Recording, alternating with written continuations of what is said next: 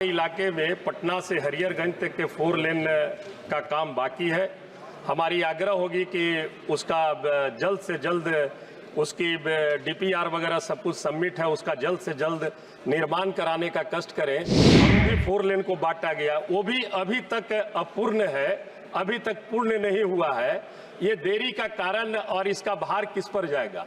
धन्यवाद अध्यक्ष महोदय। नमस्कार, मैं श्वेता और आप देख रहे हैं न्यूज फाउंडेशन। लोकसभा का बजट सत्र चल रहा है और सत्र के दौरान सदन में तेजस्वी यादव की राजद ने केंद्र सरकार से बड़ी मांग कर दी है। तेजस्वी यादव के राजद ने नितिन गडकरी के सामने 4 लेन के काम को जल्द से जल्द शुरू करने को लेकर बड़ी मांग की है। क्या कुछ बोल रहे हैं, चलिए हम आपको सुनवाते हैं उनकी पूरी बात को। अध्यक्ष महोदय, मैं आपके माध्यम से माननीय मंत्री जी का ध्यान आकृष्ट कराना चाहूँगा। NH 139 जो पटना से चलकर पालीगंज, अरवल होते हुए, दौदनगर होते हुए औरंगाबाद और झारखंड बॉर्डर हरिहरगंज को जोड़ती है, उसमें 4 लेन के लिए स्वीकृति उसकी मिली थी। मैं माननीय मंत्री महोदय जी से ये आग्रह करना चाहूँगा, चूँकि हरिहरगंज तक उधर झारखंड के इलाके में 4 लेन ऑलरेडी कंप्लीट हो चुकी है। वल्ली बिहार के इलाके में पटना से हरिहरगंज तक के 4 लेन का काम बाकी है।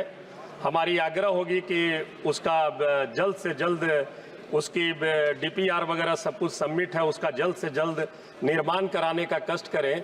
और महोदय, एक आग्रह मैं और करना चाहूँगा कि किसी भी परियोजना में जो इतना विलम्ब होता है, 2-2 साल, 4-4 साल, 5-5 साल, गया डोभी 4 लेन का काम 18 में पूर्ण होना था, फिर 2022 में पूर्ण होना था, और 3 संवेदकों के बीच गया डोभी 4 लेन को बांटा गया, वो भी अभी तक अपूर्ण है, अभी तक पूर्ण नहीं हुआ है। ये देरी का कारण और इसका भार किस पर जाएगा? धन्यवाद अध्यक्ष महोदय। माननीय अध्यक्ष जी, जिस प्रकार से माननीय सदस्य जी के द्वारा बताया गया कि हरिहर झारखंड 4 लेन का काम चल रहा है, उसके काम की गति के साथ साथ आपने चिंता व्यक्त करी है पटना वाले जिस काम की, उसका आपने स्पेसिफिक जिक्र किया था, उसका डीपीआर का काम चल रहा है, अलाइनमेंट फाइनल स्थिति में है, उसके आगे की कार्य पूरा कर दिया जाएगा। गया से संबंधित आपने एक प्रश्न किया है कि ये कार्य पूर्ण समय से पूर्ण नहीं हुआ है।